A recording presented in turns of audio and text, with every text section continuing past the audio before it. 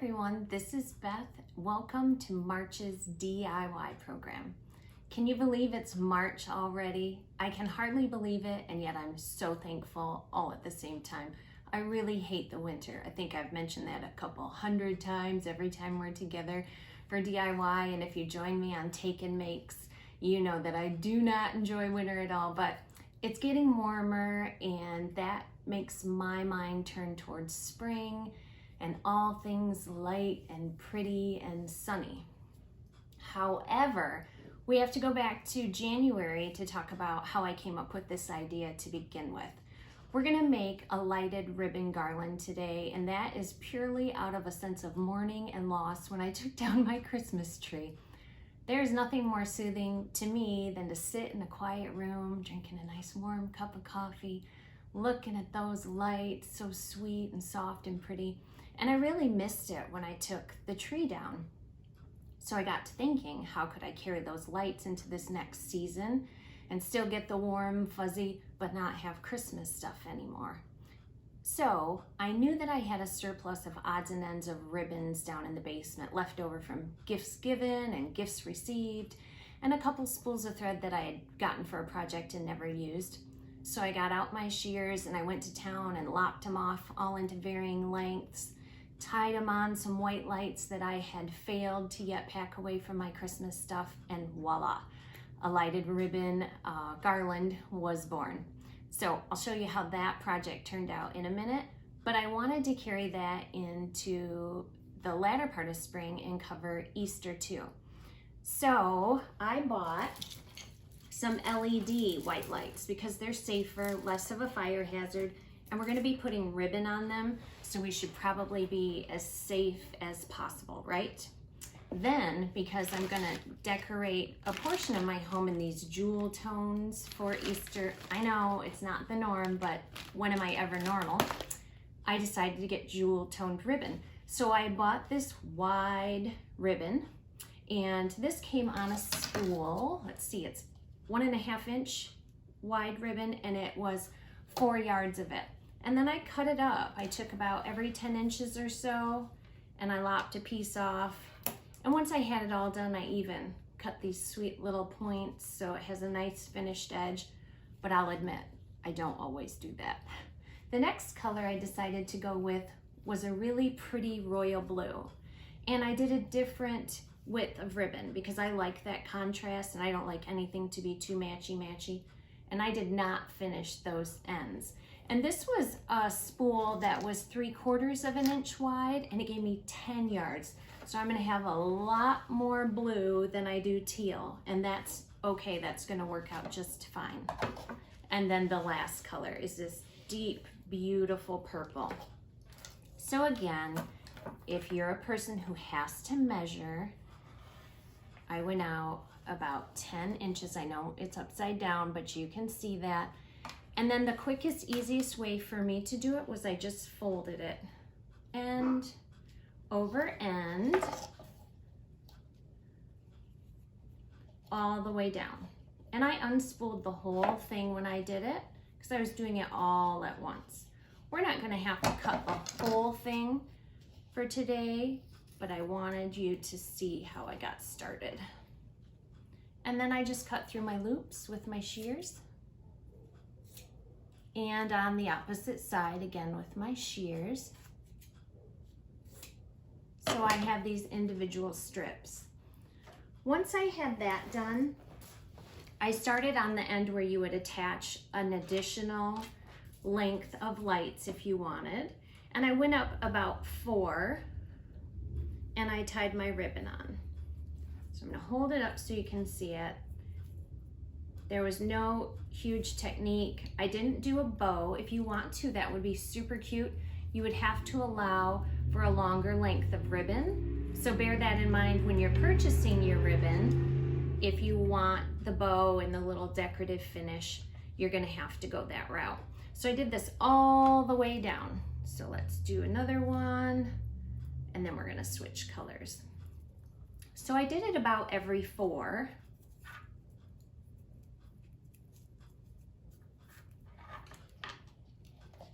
And then I came in with my other color, my teal, And I snugged it up in the next section and did the same thing. Nothing too fancy, but see how those finished edges just give it a nice look. And I should mention that I don't normally do a wired ribbon if I'm doing something like this, but I did for the next set of garland that I made. So now I have these two, and I'm gonna go down to my next blue one, and I'm gonna add my beautiful purple and tie that on.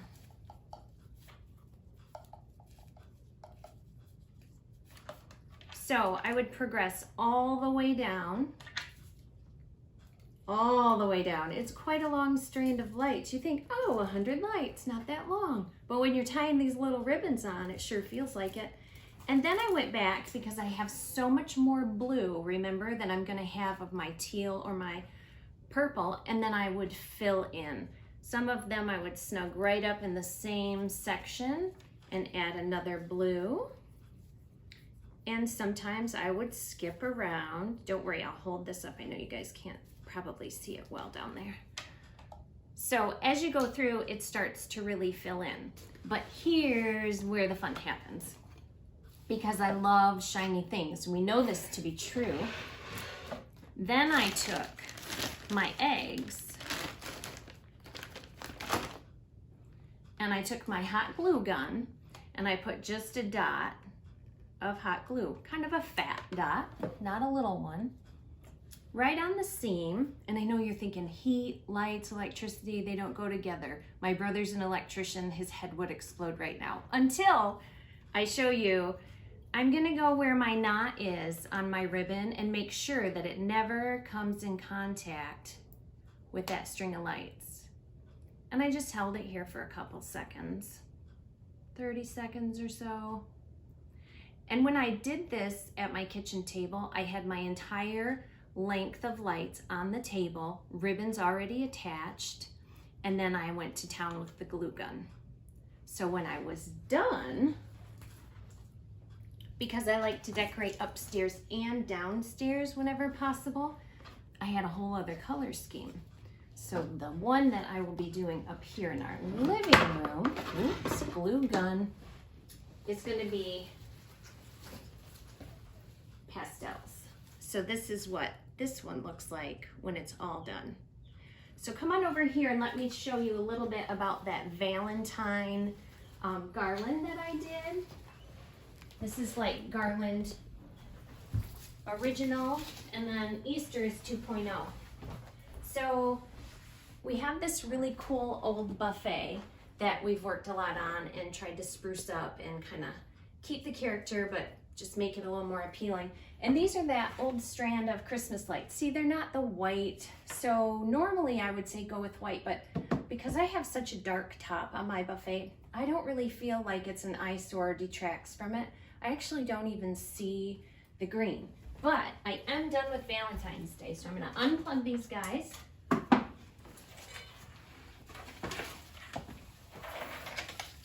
And I think the thing that most of us think about is when we decorate, like when we decorate for Christmas, it's a huge ordeal, right?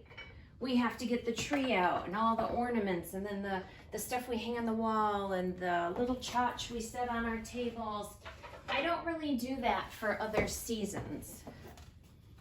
I will edit down the photos I might have up at any given time or the accessories, but really I just like to keep a tub of odds and ends stuff.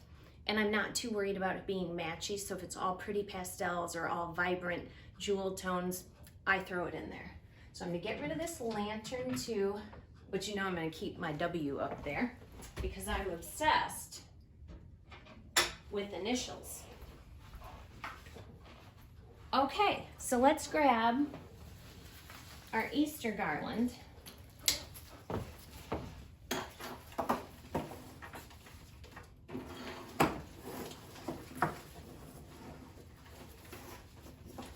And just be forewarned, if you grab Easter eggs like I did that are shiny and glittery, you're gonna have a little glitter everywhere. I imagine I'll be finding glitter around the house and all over me and in the carpet for weeks to come, but it's so worth it.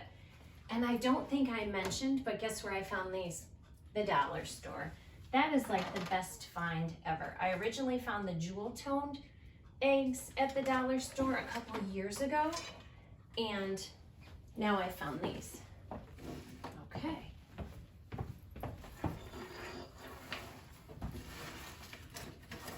All right, so I have some odds and ends. I've moved around the house a little bit. Oops, I don't think I had that plugged in all the way. Let's go fix that.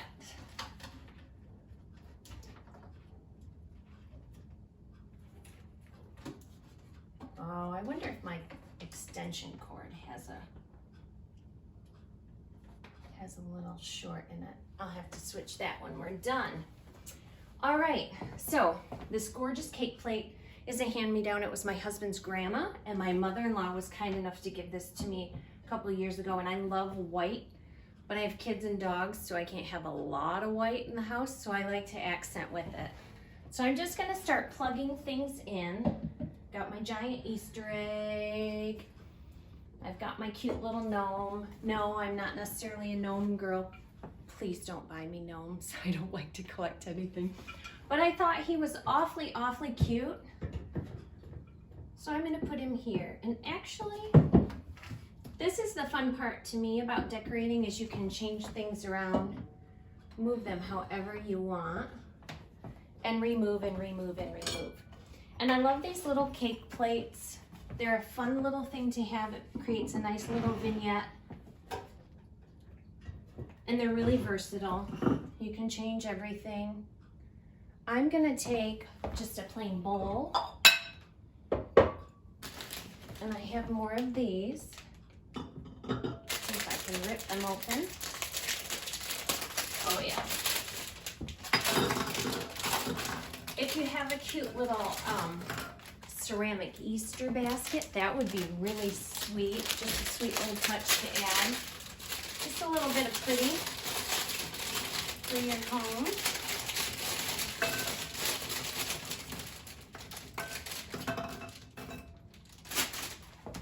And you can keep going. You can add as much or as little as you want.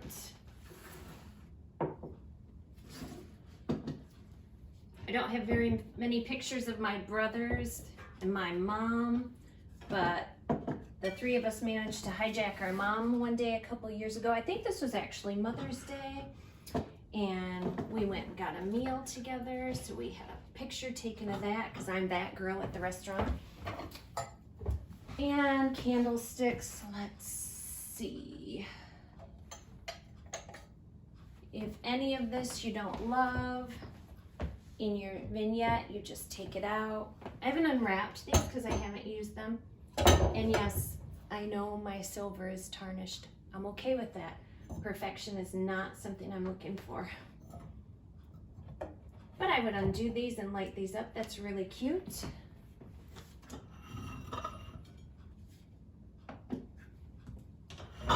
And I'm just always fussing with the placement. I could do this all day if you'd let me. You probably don't have all night to hang out with me, but I'll keep at it. And then I love a candle for a nice little warm effect. So that's just how easy it is. It doesn't take a lot of time or a lot of money. This did take me about an hour, but it was a pretty painless hour. I sat there listening to a book. You could listen to music, watch your favorite show, cutting your rhythms. Some people find knitting and crocheting and that sort of thing really soothing. This to me was really soothing. Cut that ribbon, tied it on, kind of haphazardly. I had a general plan, but it was kind of fluid because, you know, rules and I just are not friends. So when I got all done, I glued on those eggs, let them set for a few minutes, gathered my stuff, and I have a whole setup here that'll last me through the month, and right after Easter, I'll take that down. I'll probably do away with the lights because it'll be so nice and sunny out by then. I won't feel like I need that extra to make my day or my mood, but for now, I'm kind of loving it. And I hope that you guys are too. The whole idea is to do it yourself, to have fun doing it, and just to make your home, like your house, a home, right? The place you want to be in most. So I hope you guys had a good time with me tonight. and that you have a great rest of your evening and an even better tomorrow.